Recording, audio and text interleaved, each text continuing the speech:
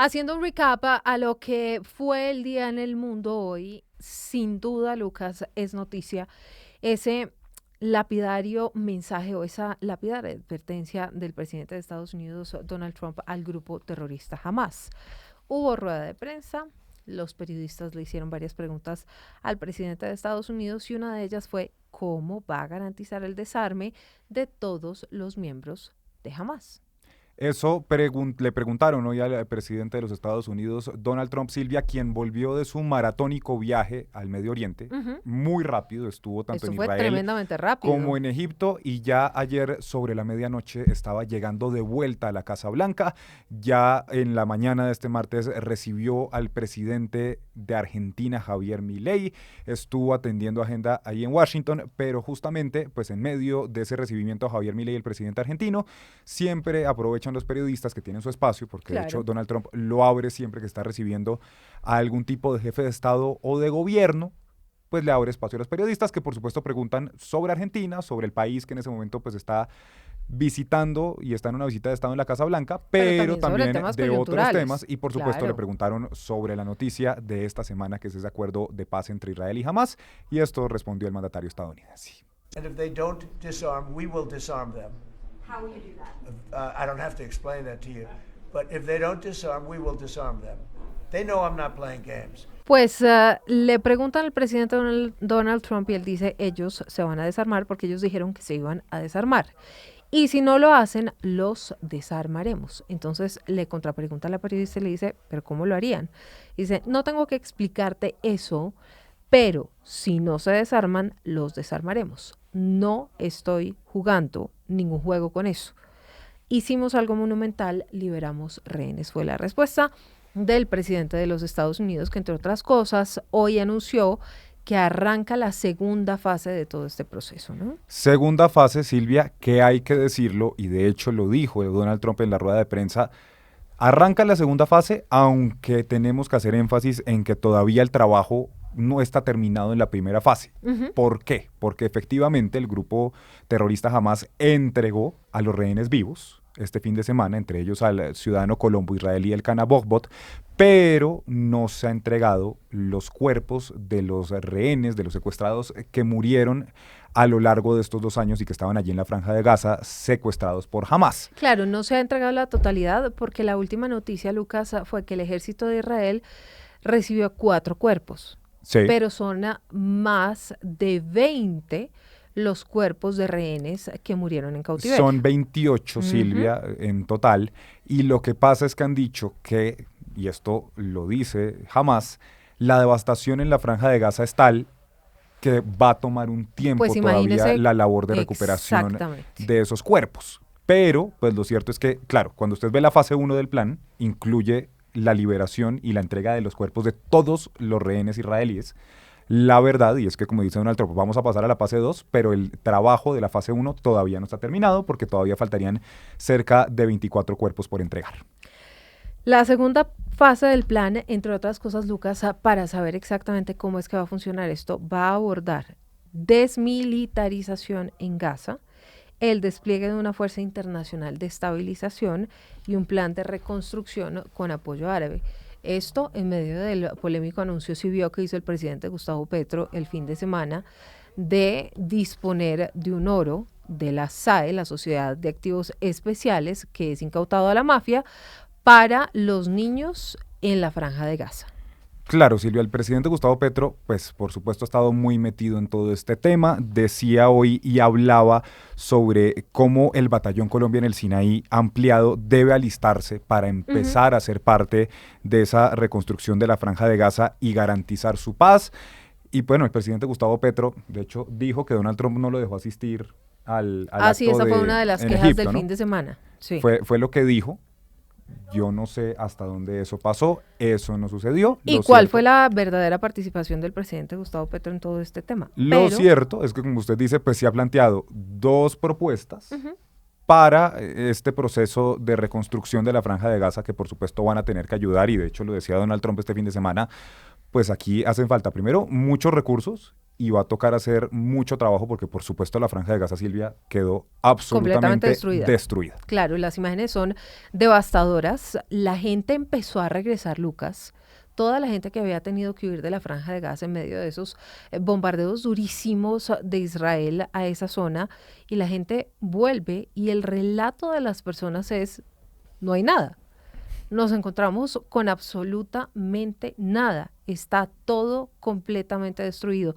Vio la imagen también de los periodistas quitándose el chaleco antibalas que dice prensa, que era lo único que los, digamos, cubría, a pesar de que muchos periodistas murieron en medio de toda esta guerra, poniéndolo en el piso y haciendo una oración, justamente celebrando el fin, o por lo menos el inicio del fin de esta guerra. Porque esto es, podríamos decirlo, el inicio del fin. Ahora, pregúntese usted si Estados Unidos contempló alguna posibilidad de invitar a un presidente que se paró en una calle de Nueva York a propósito del tema de Palestina y de la Franja de Gaza y de Israel, a pedirle al ejército de los Estados Unidos que no obedeciera las órdenes de su comandante máximo, que es el presidente Donald Trump. Una declaración que le costó al presidente y a varios miembros de su gobierno la visa a Estados Unidos. Y es que aunque esto se da en Sharm el Sheikh, en Egipto, pues esta cumbre era organizada, Silvia, por Donald Trump. De hecho, por eso vimos al presidente de la FIFA, Gianni Infantino, allí, porque muchos decían, oiga, ¿y qué hace un dirigente deportivo, no un jefe de Estado, no un jefe de gobierno? Y lo cierto es que, pues acuérdese usted, Estados Unidos será anfitrión del Mundial 2026 junto a México y a Canadá. Allí estuvo Gianni Infantino, así como estuvieron varios líderes europeos. Oye, aquí estuvo el presidente Pedro Sánchez, aunque no se la está llevando muy bien con Donald Trump, ¿no? No, aunque ese agarrón viene de un poco más atrás, porque esto es por cuenta del presupuesto, de la cantidad del presupuesto que deben destinar los países a la OTAN, en defensa para la OTAN. Donald Trump pues ha pedido subir este porcentaje y justamente hoy en la Casa Blanca decía que todos los países ya lo han hecho, menos España. De hecho, pues ponía sobre la mesa la posibilidad de aplicar su palabra favorita, no la suya, la de Donald Trump. Sí, le iba a decir, pero ¿yo qué hice? No, la de Donald Trump, que pues son aranceles. Finalmente, sí, a través de este método, pues logra finalmente negociar, como ha pasado ya con varios países alrededor del mundo. Bueno, y esta mañana en Mañanas Blue, con Néstor Morales, estuvo conversando Rebeca González. Ella es la esposa de uno de esos rehenes del Kana Bogbot, que estuvo más de 700 días en cautiverio. Duró un poco más de 2 años, Lucas, secuestrado por el grupo terrorista Hamas, y habló de un reencuentro sí esperado, pero también complejo, sobre todo por lo que viene, porque esto es un proceso en el que este hombre de 36 años, pues también va a tener que recibir atención psicológica, atención médica. No es fácil salir de un cautiverio de 2 años. No, Silvia, no es para nada fácil en un conflicto de tal magnitud como ha sido este de los últimos 2 años allí en la Franja de Gaza. Y la verdad es que es una entrevista absolutamente desgarradora, porque es que pues ella habla también, por supuesto, de su lugar de esposa, de madre. De la mamá de su niño de 5 años. Durante 2 años y un poquito más, pues estuvo suplicándole al gobierno de Israel, por supuesto, estuvo pidiendo ayuda, de hecho estuvo en Colombia pidiéndole ayuda al gobierno del presidente Gustavo Petro, pero además dice, yo ya venía preparándome para esto porque yo sabía que esto no iba a ser fácil. Y no podemos negar que yo no soy la misma persona que era antes del secuestro de mi esposo, ni mi esposo, por supuesto, es la misma persona que después de estos 2 años. Hemos cambiado, los dos hemos cambiado, todo ha cambiado mucho, incluso contaba que se bajó como 16 kilos o incluso más, creo que está pesando algo así como 53 kilos, pues que es una cosa, es muy poco para su estatura y para su tamaño. Y bueno, por supuesto, imagínese usted después de vivir 730 días o un poquito más en cautiverio, en esas condiciones. No, pues calcule. Amarrado en esos túneles allá abajo en la Franja de Gaza, pues eso la verdad es tremendo y la entrevista es absolutamente desgarradora por todo lo que implica, porque por supuesto dice, es una alegría gigante podernos volver a abrazar, podernos volver a ver, pero hay muchas cosas que inevitablemente van a cambiar. Pues los detalles de esta entrevista los tiene Felipe García.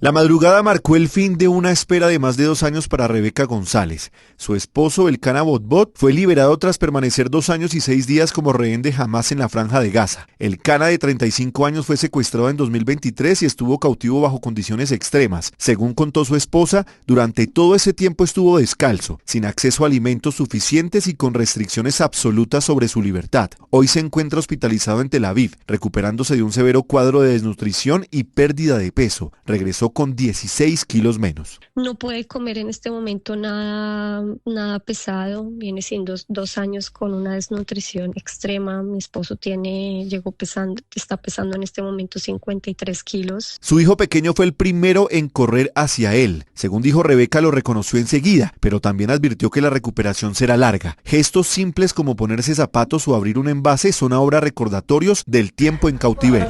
Estaba muy preocupado cómo Rem lo iba a recibir, que tanto lloró. Tengo miedo de que mi hijo no me reconozca, de que mi hijo me rechace, que le expliquen de que Rem también es un ser humano, que él también va a tener una reacción y que dejemos lo que sea de la manera más natural. A la final mi hijo corrió a sus brazos como si su papá no se hubiera ido por 2 años. Es la sangre, fue algo que llena el alma. Pero si Rem, que sí lo hubiese rechazado, estaríamos en este momento en otro proceso muchísimo más difícil. Es otra persona, pero Rebeca dice estar preparada para acompañarlo en el proceso. Sobrevivió a lo peor del ser humano, por lo que ahora deberán aprender juntos a volver a vivir. Él estuvo descalzo por 2 años, ahora ponerse unos zapatos para él fue como wow. Cada cosa que antes tal vez se utilizaba y se tiraba en la reunión que tuvimos en Reim, en el primer punto de encuentro, dijo: destape esto, me lo quiero llevar a la casa porque aquí nada se bota. Tipo, la apreciación por la vida, la apreciación por las cosas que él no tuvo hace 2 años. En estos momentos continúan las negociaciones internacionales para lograr el retorno de otros rehenes fallecidos durante su cautiverio. Se espera la segunda fase, que incluye el desarme de Hamás y de quién se va a encargar de gobernar la franja. Felipe, gracias. Y Estados Unidos, Qatar y Turquía ratificaron el 13 de octubre el llamado Plan de Paz para Gaza, redactado en Washington. Esto, Lucas, en realidad ha sido un proceso relativamente rápido. Yo sé que hubo unos intentos previos, pero desde que Trump y Benjamin Netanyahu se reunieron en la Casa Blanca a hoy, en realidad han pasado 2 semanas aproximadamente y ya hay unos rehenes que han sido liberados, hay unos presos, más de 1.800 que tenía Israel, que también fueron devueltos a la Franja de Gaza y todo el proceso avanza. Pero aquí hay varias preguntas sobre cuál va a ser la hoja de ruta para las siguientes etapas, ¿no? Para las siguientes etapas, acuérdese que es un plan de 20 puntos que presenta Donald Trump, lo presenta efectivamente en la Casa Blanca hace algunas semanas con el primer ministro de Israel, y sí, tiene usted razón, fue rápido, por supuesto, con varios ultimátums que ya se habían emitido para Hamás. Claro, el último diciéndole, previo. este ya es el último, y si de verdad ustedes no negocian, ustedes no liberan a los rehenes, vamos a desatar un infierno. Finalmente se sentaron, negociaron y rápidamente, porque en eso sí tiene usted razón, pues se llega a este primer acuerdo porque las negociaciones continúan, pero ya pues Donald Trump anunciaba hoy que inicia esta segunda fase. Pero ¿qué implica todo esto? ¿Qué papel, por supuesto, han tenido los países mediadores, que son países árabes? Para eso nos conectamos con nuestra analista internacional, Teresita Hacha. Buenas noches. En el recap de hoy hablaremos del acuerdo para el cese al fuego entre Israel y el grupo terrorista Hamás, que se firmó ayer en Egipto, bajo el liderazgo, por ponerlo de alguna manera, el patrocinio de Estados Unidos y sobre todo del presidente Trump, quien le puso su sello personal al acuerdo. ¿Qué quiere decir este sello personal? 1, que fue negociado por personas de su entera confianza, su yerno Jared Kushner y el enviado especial Steve Witkoff, quienes tienen la confianza no solo de Israel, sino de los países árabes. Acá es importante recordar que Trump en el 2020, en su primer mandato, ya había tratado de negociar un acuerdo entre Palestina e Israel que no funcionó. Ahora viene este segundo, que es un cese al fuego, porque en este momento estamos en guerra. Un cese al fuego que permite negociar casi que por añadidura los temas importantes que llevan al fin de la guerra. Trump dice que para él lo importante es el objetivo grande, como un gran paraguas que es el fin de la guerra. Y lo que cabe debajo de ese paraguas, como decía, viene por añadidura. Ahí estamos hablando de qué va a pasar con Gaza, quién la va a administrar, el desarme de Hamás y sobre todo el Estado palestino. Y es que Trump ya anoche dijo de regreso a Washington que hay mucha gente que habla de este Estado, pero que por el momento va a ir despacio y después verá qué pasa con el Estado palestino. Por ahora, el cese al fuego, que es un respiro muy importante, tanto para los gazatíes, que ven entonces que ya no hay bombardeos, que puede entrar la ayuda humanitaria, como para los israelíes, que pueden retornar a una, entre comillas, normalidad, a una casi normalidad. Ya tienen a los rehenes de regreso y muchos de los reservistas ya pueden reintegrarse a sus actividades cotidianas y dejar de lado la guerra. Esto todo es importante, pero esto parece, diría uno más, una transacción económica por parte del presidente Trump que un acuerdo de paz. Les cuento por qué. Porque en lo que sí está enfocado es la reconstrucción, no administración de, pero reconstrucción de Gaza. Una reconstrucción para la que creó un fondo millonario en el que están participando europeos y países árabes. Y es que él cree que la parte financiera, crear empleo, crear un sustento económico, puede ayudar a que no se repita el conflicto. Y es como el cimiento sobre el cual se va a construir la paz en Gaza. La reconstrucción, una transacción económica, el apoyo de los árabes es clave, es muy importante porque ellos están también detrás del Estado palestino y logró que lo apoyaran sin hablar de ese Estado, porque es que Trump sabe presionar, sabe obtener resultados y esperemos que con esta actitud, este fondo que se parece al Plan Marshall de finales de la Segunda Guerra Mundial, que reconstruyó Alemania y mucho de Europa y le dio injerencia en esos temas, como le está dando en el Medio Oriente, esperemos que esto funcione, porque hay una larga lista de acuerdos que no han funcionado.